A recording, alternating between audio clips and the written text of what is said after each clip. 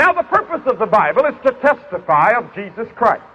The Bible, from Genesis to Revelation, points to Christ. The Bible is true in a very strange way. What you do as an educated person is sample that structure that constitutes the sum total of the texts of our civilization. Because if those four things are true, that there's truth, that God exists, that miracles are possible, and the New Testament is reliable enough to let us know that the resurrection occurred, then Christianity is true. Because if Jesus rose from the dead, game over, Christianity is true. So, what is the food you give to the soul? It is reading the Bible, the Word of God.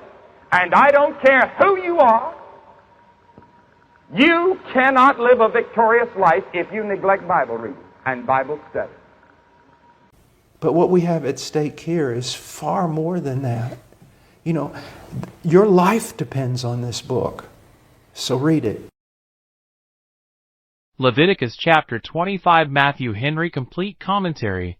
The law of this chapter concerns the lands and estates of the Israelites in Canaan, the occupying and transferring of which were to be under the divine direction, as well as the management of religious worship, for, as the tabernacle was a holy house, so Canaan was a holy land, and upon that account, as much as anything, it was the glory of all lands, in token of a peculiar title which God had to this land, and a right to dispose of it. He appointed first, that every 7th year should be a year of rest from occupying the land, a sabbatical year, verse 1 through 7.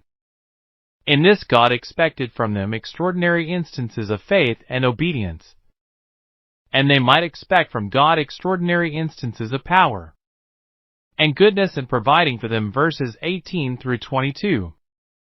Second, that every 50th year should be a year of jubilee, that is, 1.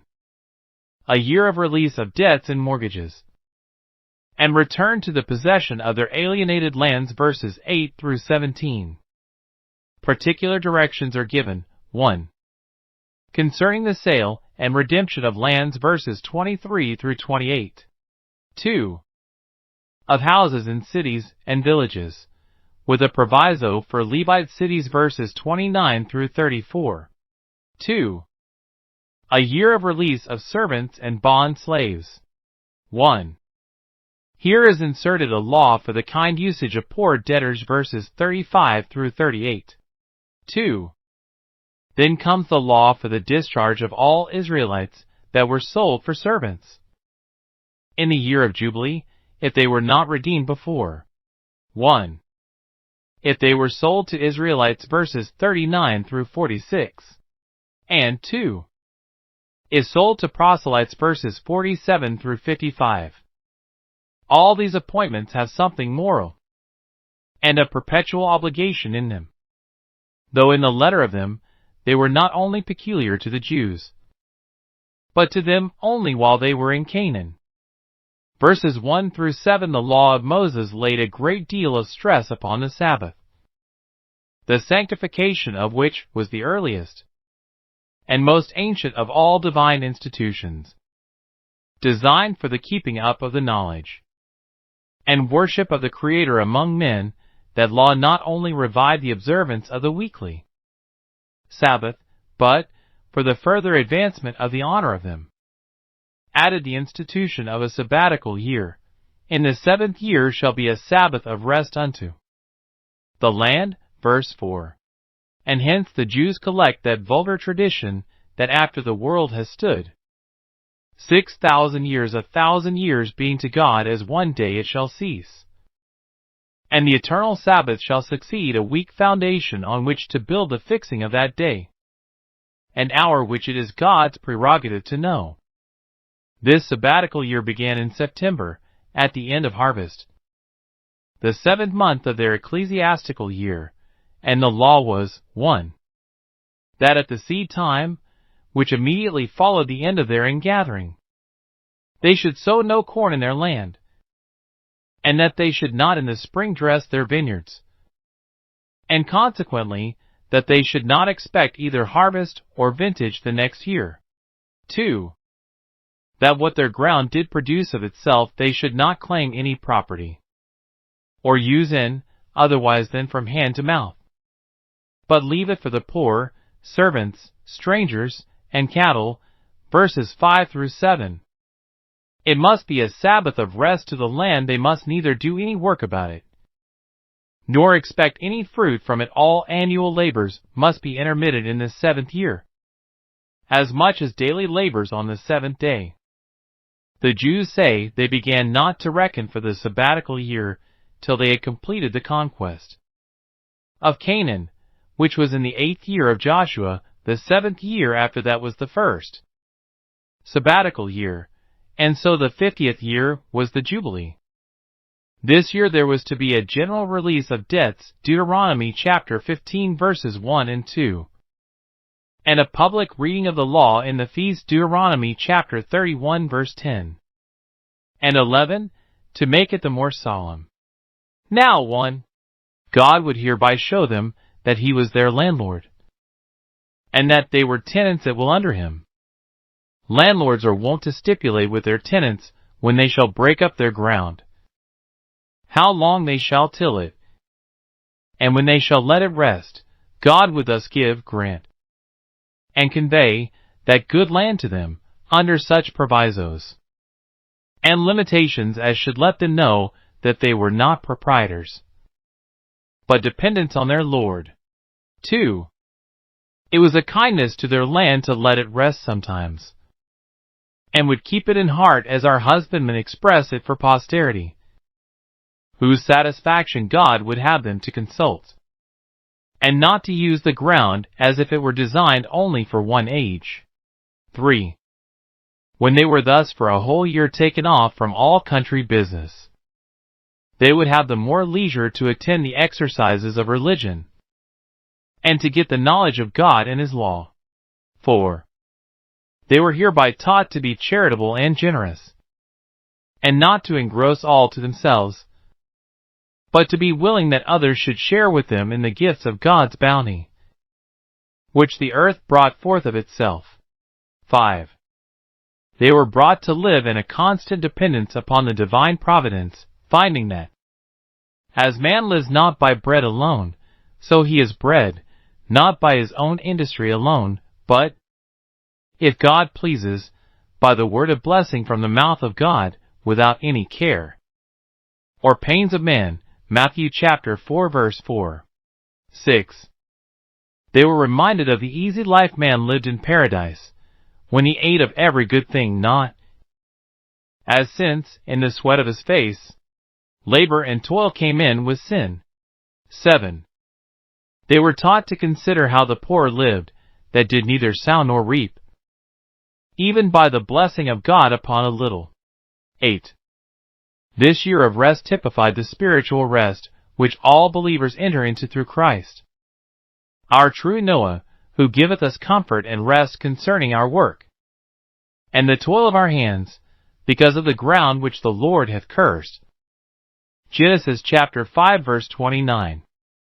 Through him we are eased of the burden of worldly care and labor, both being sanctified and sweetened to us, and we are enabled and encouraged to live by faith. And, as the fruits of this Sabbath of the land were enjoyed in common, so the salvation wrought out by Christ is a common salvation. And this sabbatical year seems to have been revived in the Christian church, when the believers had all things common. Acts chapter 2 verse 44. Verses 8 through 22. Here is, first, the general institution of the Jubilee, verse 8, etc. 1. When it was to be observed, after 7 Sabbaths of years, verse 8. Whether the 49th or 50th is a great question among learned men, that it should be the 7th sabbatical year, that is, the 49th, which by a very common form of speech is called the 50th, seems to me most probable, and is, I think, made pretty clear, and the objections removed by that learned chronologer Calvisius. But this is not a place for arguing the question. 7 Sabbaths of weeks were reckoned from the Passover to the Feast of Pentecost, or 50th day, for so Pentecost signifies. And so 7 Sabbaths of years from one Jubilee to another. And the 7th is called the 50th. And all this honor is put upon the 7th for the sake of God's resting the 7th day from the work of creation. 2. How it was to be proclaimed. With sound of trumpet in all parts of the country, verse 5. Both to give notice to all persons of it, and to express their joy and triumph in it. And the word Jobel, or Jubilee, is supposed to signify some particular sound of the trumpet distinguishable from any other, for the trumpet that gives an uncertain sound is of little service. 1 Corinthians chapter 14 verse 8. The trumpet was sounded in the close of the Day of Atonement, thence the Jubilee commenced. And very fitly, when they had been humbling and afflicting their souls for sin, then they were made to hear this voice of joy and gladness. Psalm chapter 11 verse 8. When their peace was made with God, then liberty was proclaimed, for the removal of guilt is necessary to make way for the entrance of all true comfort. Romans chapter 5 verses 1 and 2. In allusion to this solemn proclamation of the Jubilee, it was foretold concerning our Lord Jesus that he should preach the acceptable year of the Lord. Isaiah chapter 61 verse 2. He sent his apostles to proclaim it with the trumpet of the everlasting gospel, which they were to preach to every creature. And it stands still foretold that at the last day the trumpet shall sound, which shall release the dead out of the bondage of the grave, and restore us to our possessions. 3. What was to be done in that year extraordinary besides the common rest of the land, which was observed every sabbatical year, verses 11 and 12. And the release of personal debts, Deuteronomy chapter 15 verse 2. And 3. There was to be the legal restoration of every Israelite to all the property and all the liberty which had been alienated from him since the last Jubilee, so that never was any people so secured in their liberty and property those glories of a people as Israel was. Effectual care was taken that while they kept close to God, these should not only not be taken from them by the violence of others, but not thrown away by their own folly. 1. The property which every man had in his dividend of the land of Canaan could not be alienated any longer than till the year of Jubilee, and then he or his should return to it, and have a title to it as undisputed, and the possession of it as undisturbed, as ever, verses 10 and 13.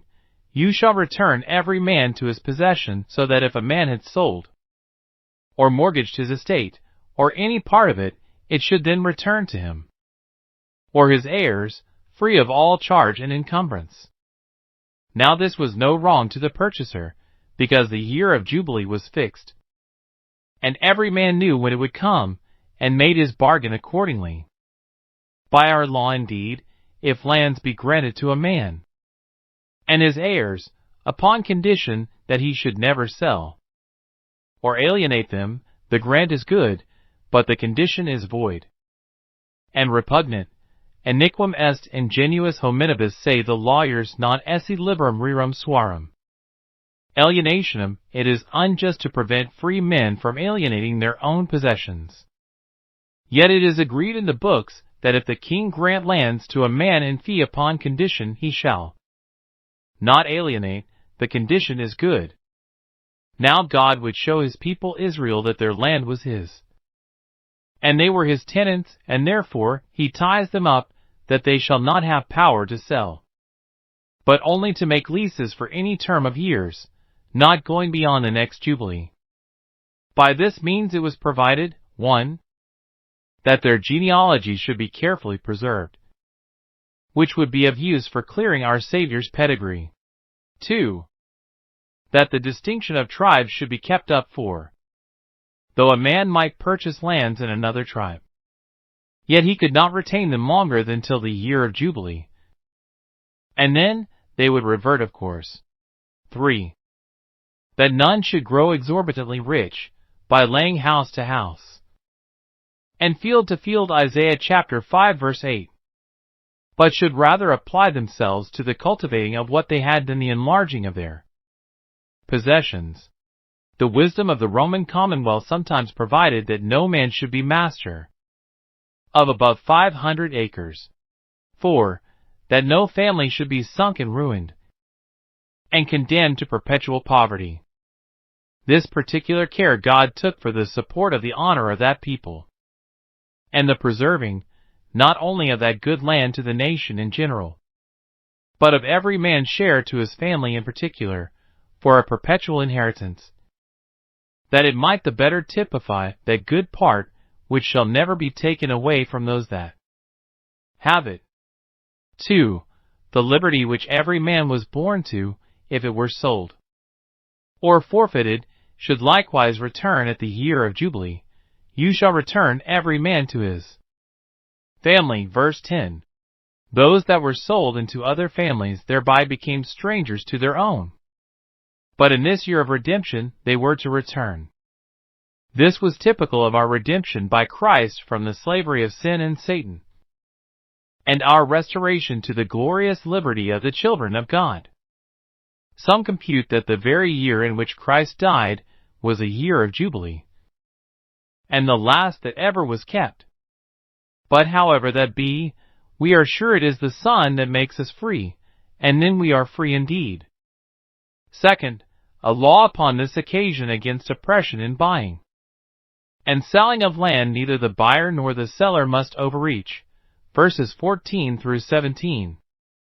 In short, the buyer must not give less, nor the seller take more than the just value of the thing, considered as necessarily returning at the year of Jubilee. It must be settled what the clear yearly value of the land was, and then how many years' purchase it was worth till the year of Jubilee. But they must reckon only the years of the fruits. Verse 15. And therefore must discount for the sabbatical years. It is easy to observe that the nearer the Jubilee was, the less must the value of the land be. According to the fewness of the years, thou shalt diminish the price.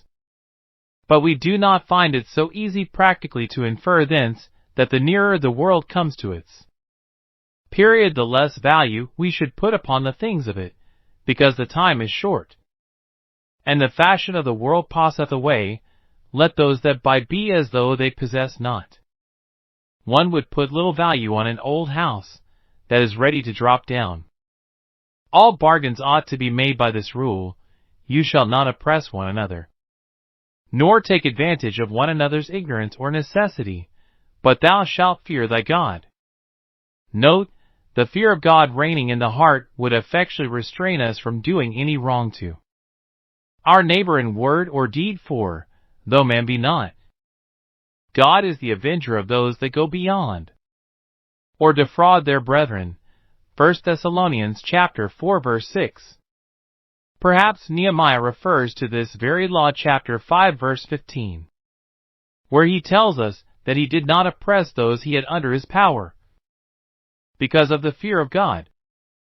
Third, assurance given them that they should be no losers, but great gainers, by observing these years of rest. It is promised, 1. That they should be safe. You shall dwell in the land in safety. Verse 18. And again, verse 19. The word signifies both outward safety and inward security, and confidence of spirit, that they should be quiet both from evil and from the fear of evil. 2. That they should be rich. You shall eat your fill. Note, if we be careful to do our duty, we may cheerfully trust God with our comfort. 3. That they should not want food convenient that year in which they did neither sow nor reap. I will command my blessing in the 6th year, and it shall bring forth fruit for 3 years. Verse 21. This was, 1. A standing miracle, that, whereas at other times 1 year did but serve to bring in another, the productions of the 6th year should serve to bring in the 9th. Note, the blessing of God upon our provision will make a little go a great way, and satisfy even the poor with bread, Psalm chapter 131 verse 15. 2. A lasting memorial of the manna which was given double on the 6th day for 2 days. 3. It was intended for an encouragement to all God's people in all ages, to trust Him in the way of duty, and to cast their care upon Him. There is nothing lost by faith and self-denial in our obedience. Verses 23 through 38 here is first, a law concerning the real estates of the Israelites in the land of Canaan, and the transferring of them. 1. No land should be sold forever from the family to whose lot it fell in the division of the land. And the reason given is, the land is mine, and you are strangers and sojourners with me. Verse 23. 1.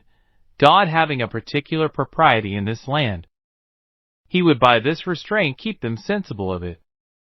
The possessions of good people, who, having given up themselves to God, have therewith given up all they have to Him, are in a particular manner at His disposal, and His disposal of them must be submitted to. 2. They being strangers and sojourners with Him in that land, and having His tabernacle among them.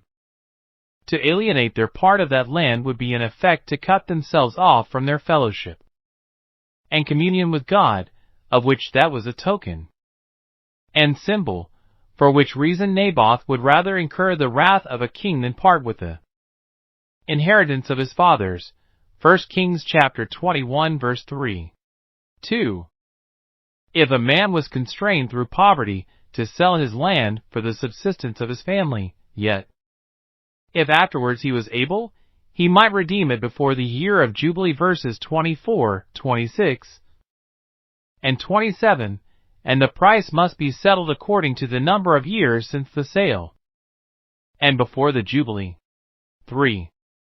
If the person himself was not able to redeem it, his next kinsman might. Verse 25, the redeemer thereof, he that is near unto him, shall come and shall redeem, so it might be read.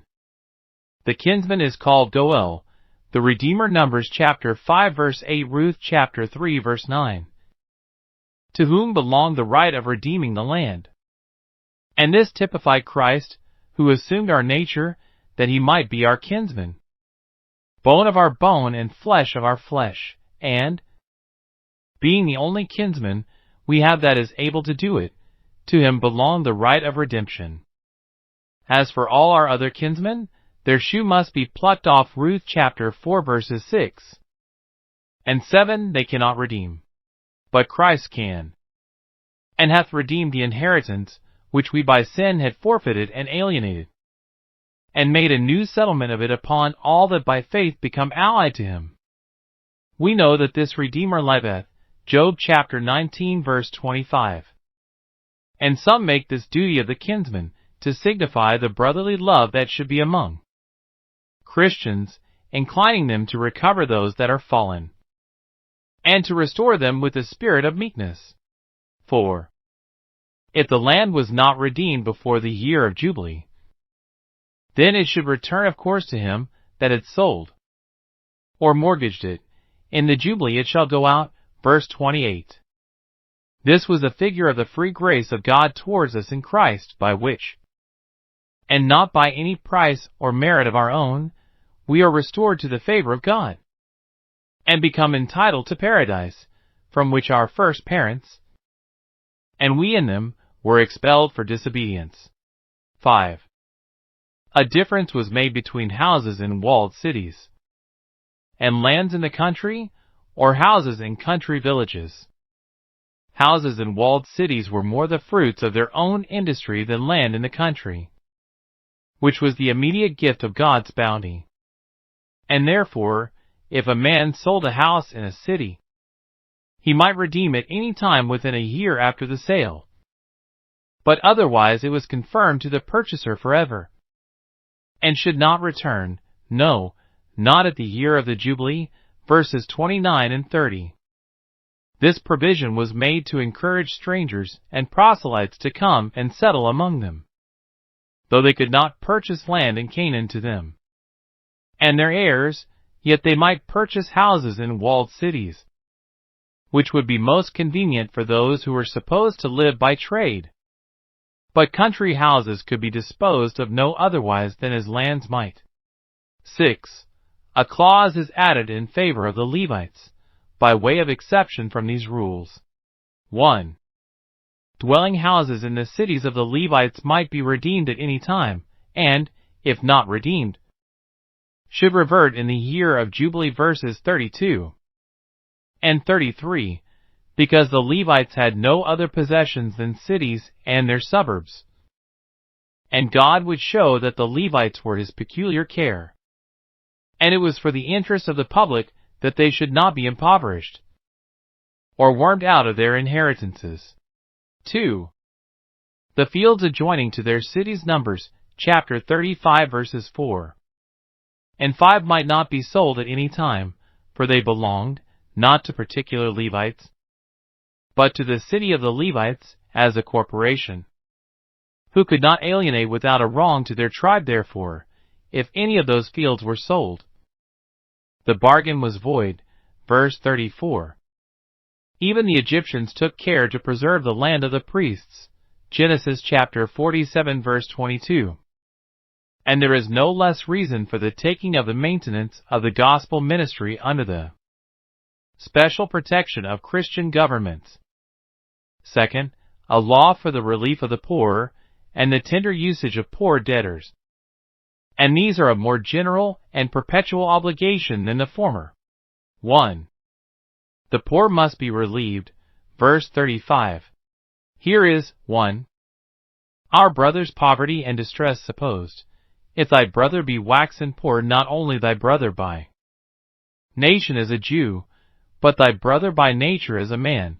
For it follows, though he be a stranger, or a sojourner, all men are to be looked upon and treated as brethren, for we have all one Father.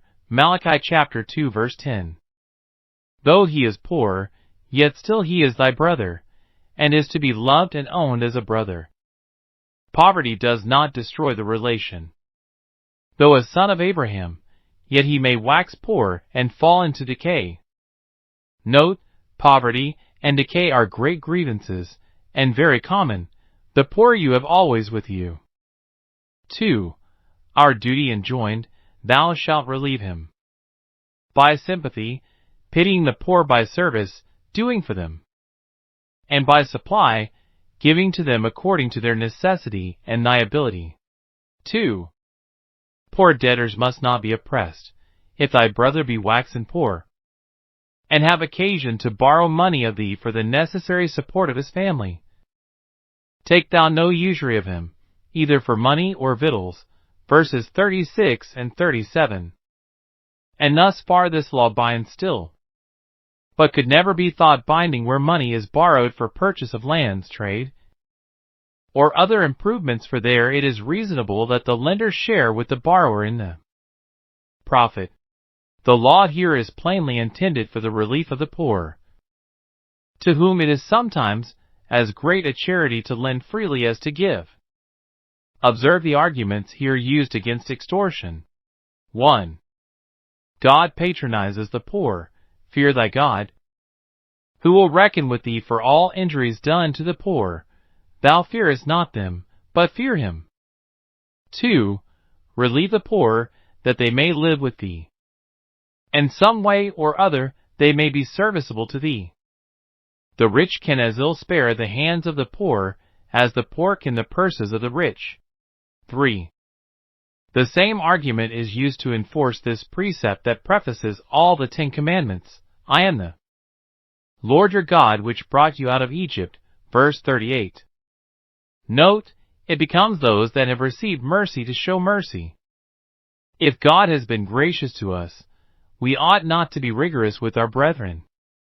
Verses 39 through 55, we have here the laws concerning servitude, designed to preserve the honor of the Jewish nation as a free people, and rescued by a divine power out of the house of bondage, into the glorious liberty of God's sons, his firstborn.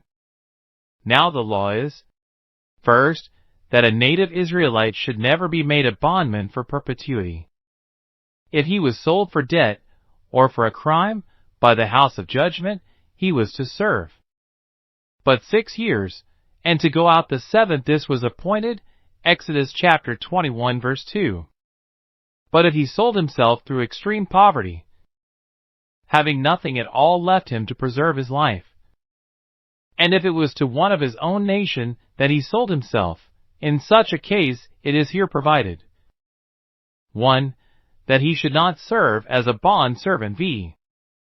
39, nor be sold with the sale of a bondman verse 42. That is, it must not be looked upon that his master that bought him had as absolute a property in him as in a captive taken in war, that might be used, sold, and bequeathed at pleasure, as much as a man's cattle. No, he shall serve thee as a hired servant, whom the master has the use of only, but not a despotic power over. And the reason is, they are my servants, verse 42. God does not make his servants slaves, and therefore their brethren must not. God had redeemed them out of Egypt, and therefore they must never be exposed to sale as bondmen. The apostle applies this spiritually. 1 Corinthians chapter 7 verse 23. You are bought with a price. Be not the servants of men, that is, of the lusts of men, no, nor of your own lusts, for, having become the servants of God, we must not let sin reign in our mortal bodies. Romans chapter 6 verses 12 and 22. 2.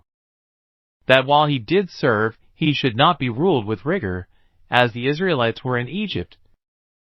Verse 43. Both his work and his usage must be such as were fitting for a son of Abraham. Masters are still required to give to their servants that which is just and equal. Colossians chapter 4 verse 1. They may be used, but must not be abused. Those masters that are always hectoring and domineering over their servants, taunting them, and trampling upon them, that are unreasonable in exacting work and giving rebukes, and that rule them with a high hand, forget that their master is in heaven. And what will they do when he rises up? As holy Job reasons with himself, Job chapter 31 verses 13 and 14. 3. That at the year of Jubilee he should go out free, he and his children, and should return to his own family. Verse 41. This typified our redemption from the service of sin and Satan by the grace of God in Christ, whose truth makes us free. John chapter 7 verse 32. The Jewish writers say that, for 10 days before the Jubilee trumpet sounded, the servants that were to be discharged by it did express their great joy by feasting and wearing garlands on their heads. It is therefore called the joyful sound. Psalm chapter 89 verse 15. And we are thus to rejoice in the liberty we have by Christ. 2. That they might purchase bondmen of the heathen nations that were round about them, or of those strangers that sojourned among them, except of those 7 nations that were to be destroyed, and might claim a dominion over them, and entail them upon their families as an inheritance. For the year of Jubilee should give no discharge to them. V. 44:46. Thus in our English plantations, the Negroes only are used as slaves. How much to the credit of Christianity I shall not say. Now 1. This authority, which they had over the bondmen whom they purchased from the neighboring nations, was in pursuance of the blessing of Jacob. Genesis chapter 27 verse 29, let people serve thee. 2. It prefigured the bringing in of the Gentiles to the service of Christ and his church. Ask of me, and I will give thee the heathen for thy inheritance. Psalm chapter 2 verse 8. And it is promised, Isaiah chapter 61 verse 5, strangers shall stand and feed your flocks, and the sons of the alien shall be your vine dressers. See Revelation chapter 2 verses 26 and 27. The upright shall have the dominion in the morning. Psalm chapter 49 verse 14. 3. it intimates that none shall have the benefit of the gospel jubilee, but those only that are Israelites indeed, and the children of Abraham by faith. As for those that continue heathenish, they continue bondmen. See this turned upon the unbelieving Jews themselves. Galatians chapter 4 verse 25, where Jerusalem, when she had rejected Christ, is said to be in bondage with her children.